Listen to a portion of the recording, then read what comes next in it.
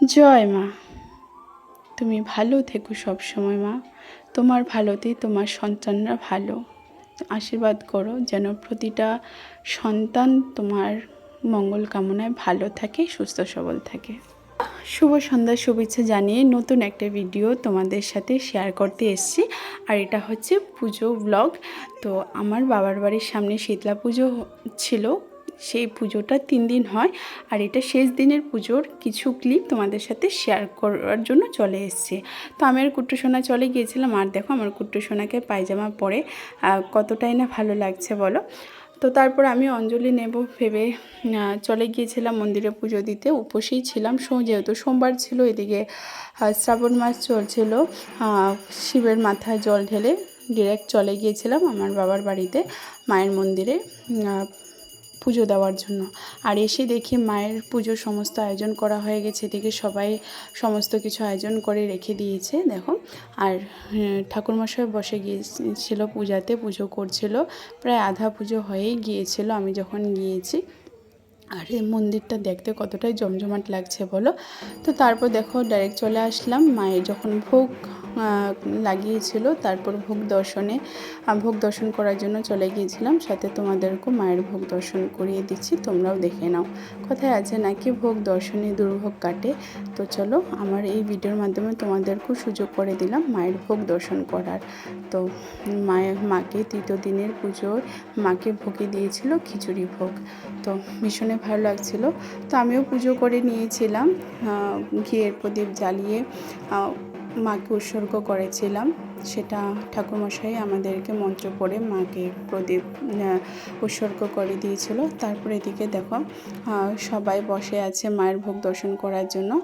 তারপরে দেখতে দেখতে এবার যজ্ঞতে সবাই বসে গেছে।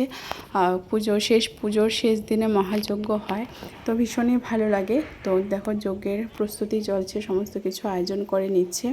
তো ছোট ছোট যতটুকু পেরেছি ছোট ছোট ক্লিপ তোমাদের সাথে শেয়ার করেছি।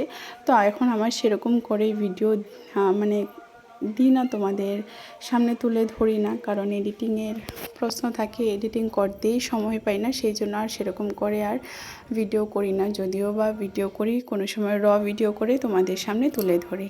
তো দেখো যজ্ঞ শুরু হয়ে গেছে। আর মায়ের মুখটা সত্যি আজকে এতটাই ভালো লাগছিল দেখতে। এদিকে যজ্ঞ চলছে আর আমিও সামনে বসেছিলাম। আর এতটাই গরম ছিল, মানে যজ্ঞের সামনে বসে আরও গরম লাগছিল।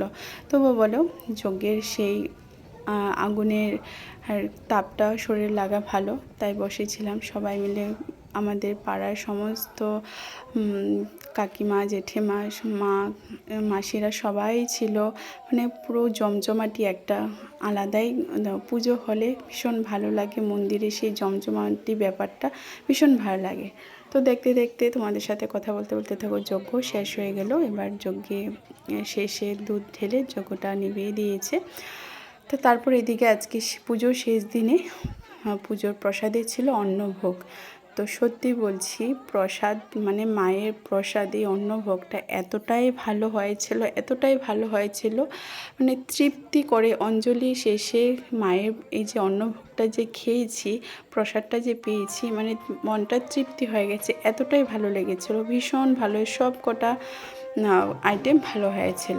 তো তারপর শেষে চলে আসলাম সন্ধ্যার দিকে। তো এবার আমি বাড়িতে চলে আসবো, ভাবলাম সন্ধ্যার কিছু ক্লিপ তোমাদের সাথে শেয়ার করি। তো এখানে সন্ধ্যার পুজো করবে, সেই জন্য প্রদীপ সবাই সাজিয়ে নিচ্ছে, প্রদীপ জ্বালাবে। তো চলো তোমাদের কেমন লেগেছে আজকে আমার এই পুজোর ব্লগটা অবশ্যই কমেন্টে জানাবে। তো সবাই ভালো থেকো, সুস্থ থেকো, মায়ের আশীর্বাদ যেন সবাই ভালো থাকে, সুস্থ থাকে এই কামনা করি। তো মায়ের মুখটা দেখতে ভীষণই ভালো লাগছিল। জয় মা।